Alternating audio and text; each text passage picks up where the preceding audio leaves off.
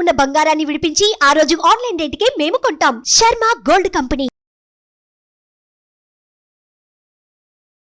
అందరికీ నమస్కారం. ముందుగా ప్రేక్షకులందరికీ క్రోధినామ సంవత్సర ఉగాది పండుగ శుభాకాంక్షలు. అయితే ఉగాది పండుగ అనగానే మనందరం కూడా ఈ సంవత్సరం మొత్తం మన రాశి ఫలాలు ఎలా ఉన్నాయి, ఈ సంవత్సరంలో మనకి ఆదాయం ఎంత ఉంది, వ్యయం ఎంత ఉంది, ఇవన్నీ కూడా డీటెయిల్డ్గా తెలుసుకోవాలని చాలా ఇంట్రెస్ట్గా వెయిట్ చేస్తూ ఉంటాం కదా. అయితే ఈ ఉగాది రాశి ఫలాలు మనకి డీటెయిల్డ్గా ఇన్ఫర్మేషన్ ఇవ్వడం కోసం మనతో ఉన్నారు ప్రముఖ జ్యోతిష్య వాస్తు పండితులు, జ్యోతిష్య వాస్తు శిక్షణ నిపుణులు, ప్రముఖ ఆధ్యాత్మికవేత్త, లలిత ఉపాసకులు బ్రహ్మశ్రీ నానాజీ పట్నాయక్ గురువు గారు. మరి పూర్తి వివరాలు గురువుగారు వాటిలో అడిగి తెలుసుకుందాం. నమస్కారం గురుగారు. శ్రీమాత్రే నమః.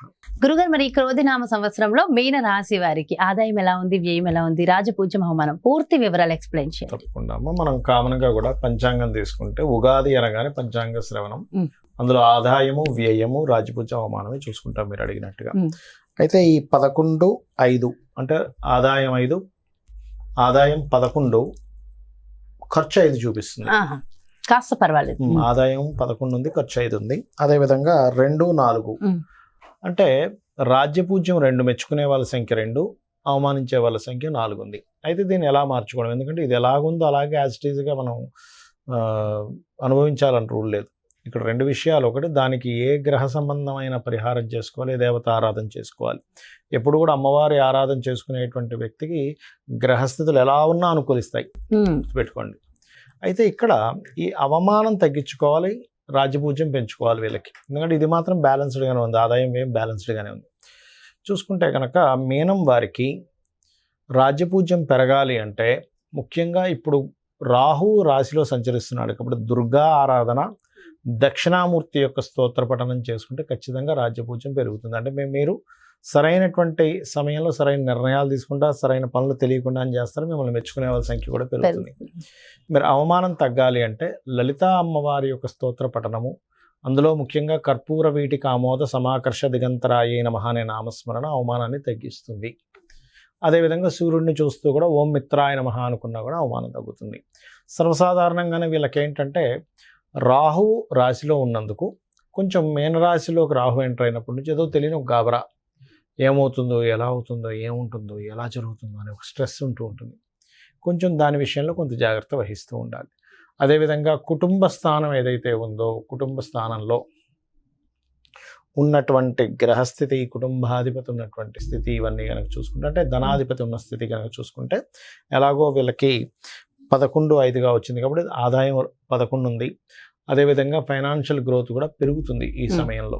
కాకపోతే మే నుంచి 3వ స్థానంలోకి వెళ్తాడు కాబట్టి కొంచెం ఏదైనా కమ్యూనికేషన్ కాస్త దూర ప్రాంతాలకు వెళ్ళడం ద్వారా ఫైనాన్స్ పెరగడం అనేటువంటి స్పష్టంగా చూపిస్తుంది. అట్లాగే ఇక్కడ 7వ స్థానంలో కేతు ఉన్నాడు వీళ్ళకి. ఎందుకంటే మేజర్ ప్లానెట్స్ మనం తీసుకుంటాం కాబట్టి 7వ అంటే వివాహ స్థానంలో కేతు ఉన్నందుకు ఏదైనా వివాహ సంబంధం కుదుర్చుకునేటప్పుడు, అందులో ముఖ్యంగా బంధువర్గంలో వారితో కుదుర్చుకునేటప్పుడు మరింత జాగ్రత్తగా ఉండాలి మార్చ్, ఏప్రిల్ మాసాల్లో. ఎందుకంటే ఈ బాధకుడు వచ్చి రాశిలో ఉంటున్నాడు నీచబడి. అందుకని ఏమిటి, ఏదైనా బంధువర్గం వారితో వివాహం కుదుర్చుకోవడం, వాళ్ళ వల్ల అయ్యో ఎందుకు కుదుర్చుకున్నామని డిస్టర్బ్ అవ్వడం, ఇట్లాంటివన్నీ ఉంటాయి. కొంచెం అది చూసుకోవాలి.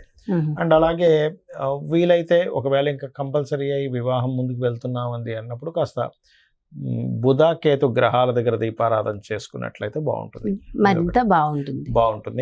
అదేవిధంగా వీరు మార్చ్, ఏప్రిల్ మాసాల్లో ప్రాపర్టీస్ అవి కొనుగోలు చేయకపోవడమే మంచిది.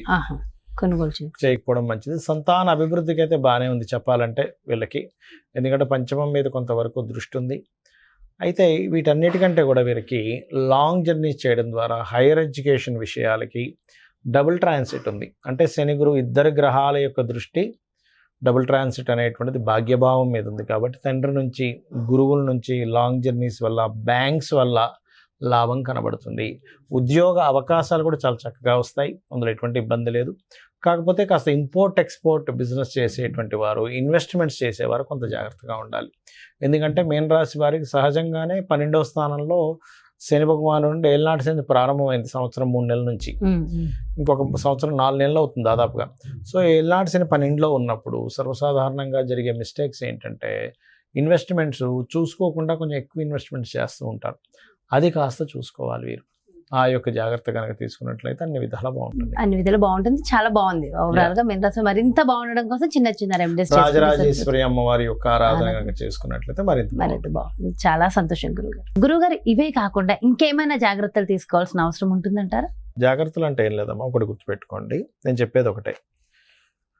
మనకి ఎప్పుడైనా సరే గ్రహస్థితిలో ఎలాగున్నా, అంటే మన జాతకం ఇలా ఉంది, వాస్తు ఇలా ఉంది, ఇవన్నీ ఎలాగున్నా నేను చెప్పేది ఒకటే, అమ్మవారిని గనక మనం ఆశ్రయించినట్లయితే ఇవన్నీ కూడా పక్కకు పోతాయి. అయితే మరి ఈ శాస్త్రం ఎందుకు ఇచ్చింది అమ్మవారు? ఈశ్వరుడే స్వయంగా కూడా జ్యోతిష్ శాస్త్రాన్ని ఇచ్చాడు కదా, మనం చెప్పుకుంటూ ఉంటాం కొన్ని వాటిల్లో మహర్షుల ద్వారా మనకు అందించాడని. మరి ఆ పరమేశ్వరుడు ఎందుకు అందించాడంటే మనకు ఒక జాగ్రత్త చూసుకోవడానికి, ఒక రూట్ మ్యాప్ లాగా మనం ఒక తయారు చేసుకుంటున్నాం. ఏది, ఏ రూట్లో ఎక్కడ ట్రాఫిక్ ఉంది, ఎక్కడ ఏది ఉంది అని తెలుసుకుని దాన్ని బట్టి వెళ్తున్నాం కదా. అలాగే మనకు భగవంతుడే ఈ యొక్క జ్యోతిష్ శాస్త్రాన్ని అందించాడు. దీనివల్ల ఏమిటి, మనం మన జన్మజాతకం కూడా చూసుకోవాలి. అంటే మన జన్మజాతకంలో లగ్నబలం ఎలా ఉంది, ధనం ఏ మార్గంలో వెళ్తే మనకు ధనం సంపాదిస్తాము, ఏ రకంగా ప్రయత్నిస్తే మన ప్రయత్నాలు సఫలీకృతం అవుతాయి, ఏ దిశలో ఉంటే మనకి బాగుంటుంది, సంతాన అభివృద్ధి ఎందుకు అవ్వట్లేదు, వివాహం ఎందుకు అవ్వట్లేదు, మన జన్మజాతకంలో ఉంటుంది. అంటే ఏ సమయంలో వివాహం చేసుకుంటే బాగుంటుంది, అదేవిధంగా మనకి ఏ వృత్తుల్లో బాగుంటుంది, ఏ వ్యాపారాల్లో బాగుంటుంది, ఎందులో ఎప్పుడు ఇన్వెస్ట్మెంట్ చేస్తే మంచిది, ఎప్పుడు ఇన్వెస్ట్మెంట్ చేయకూడదు అనేటువంటి అన్ని విషయాలు ఉంటాయి. మీకు అనిపిస్తుంది మరి ఇవి అన్నీ మన జన్మజాతకంలో ఉంటాయి, మనం మరి ఈ గోచార ఫలితాలు ఇవన్నీ ఎందుకు చెప్పుకుంటున్నాం అంటే ఒకటే గుర్తుపెట్టుకోండి అమ్మా. ఇప్పుడు మీరు షూటింగ్కి వచ్చారు కదా, నార్మల్గా మీ ఇంటి నుంచి ఇక్కడ 40 నిమిషాలు అనుకోండి కార్లో రావడానికి, అదే ట్రాఫిక్ జామ్ అయితే 1.5 hours కూడా పెట్టేస్తుంది కదా. అంటే ఏమిటి, గంటలోనో 40 నిమిషాల్లోనో వస్తాననేది మీరు ఏం చెప్తారు, గంటన్నర పడుతుందండి అంటారు. అంటే మీ కారు, మీరు మీ డ్రైవర్ కానివ్వండి, మీరు ఓన్గా డ్రైవ్ చేసుకున్నా మీ కారు అదే రోడ్డు అయినా కూడా మరి ట్రాఫిక్ ఉన్నప్పుడేమో ఎక్కువ టైం పడుతుంది, ట్రాఫిక్ లేనప్పుడు 1/2 hourలో రాగలుగుతున్నారు. అంటే దాని అర్థం ఏమిటి, సమయం బయట ఉండే వాతావరణం కూడా మనకు సహకరిస్తేనే మనం సమయానికి వెళ్ళగలం. అలాగే గోచారం అనేటువంటిది ఏంటంటే ఇప్పుడున్న గ్రహస్థితి, ఇప్పుడుండే గ్రహస్థితి ఏ విధంగా ఉంది, పరిస్థితులు ఎలా ఉన్నాయి అనేది చెప్పేదే గోచారం. సో ఈ సంవత్సరం ఈ విషయాలు ఇలా ఉంది కాబట్టి నువ్వు ఈ రెమెడీ చేసుకో, నీ జన్మజాతకం కూడా చూసుకో, ఈ రెండు కలుపుకో. అందుకు ఇంకోటి ఏంటి, నేను ఒకటే చెప్తా, నా జాతకం ఎలా ఉంది, నా దశ ఎలా ఉంది, పాడైపోయింది, ఏం పెట్టుకోకండి, అమ్మవారిని నమ్ముకోండి, అమ్మవారి అంతా దారి చూపిస్తుంది మనకి. ఎలా ఉన్నా జాతకం ఎలా ఉన్నా అమ్మవారు చూపిస్తుంది. అమ్మని చేయి పట్టుకుంటే తిండి కొదవ ఎలా ఉండదో, అమ్మవారిని పట్టుకుంటే వాడికి దేనికి కొదవ ఉండదు. ఎంతో చక్కగా చెప్పారు గురుగారు. అంటే ఎంతో ఒక ధైర్యం, ఒక మోటివేషన్ అంతే కదా. అమ్మని పట్టుకున్నాడికి తిండి కొదవ ఉంటుందా? ఏమి ఉండదు, అమ్మే చూసుకుంటుందండి. అలాంటిది అమ్మవారిని పట్టుకుంటే దేనికి కొదవ ఉంటుంది? ఎంతో చక్కగా, ఎంతో చక్కటి ధైర్యాన్ని, స్థైర్యాన్ని అందించారు. థ్యాంక్ యూ సో మచ్ గురువు గారు. నమస్కారం. శ్రీమాత్రే నమః. సో చూసారు కదండి, మరి ఇది క్రోధినామ సంవత్సరంలో మీ యొక్క రాశి యొక్క ఫలితాలు పూర్తిగా ఎంతో చక్కగా వివరించారు కదా గురువు గారు. మరో చక్కటి ప్రత్యేకమైన కార్యక్రమంతో మళ్ళీ మీ ముందుకు వచ్చేస్తాను. మరి అదేవిధంగా మీ యొక్క జాతకానికి సంబంధించి కానీ, లేదంటే మీ ఇంటి వ్యాపార వాస్తుకు సంబంధించి కానీ గురువు గారిని సంప్రదించాలి, అపాయింట్మెంట్ కావాలి అనుకుంటే క్రింద డిస్ప్లే అవుతున్నటువంటి నెంబర్స్కి కాల్ చేయండి. నమస్కారం.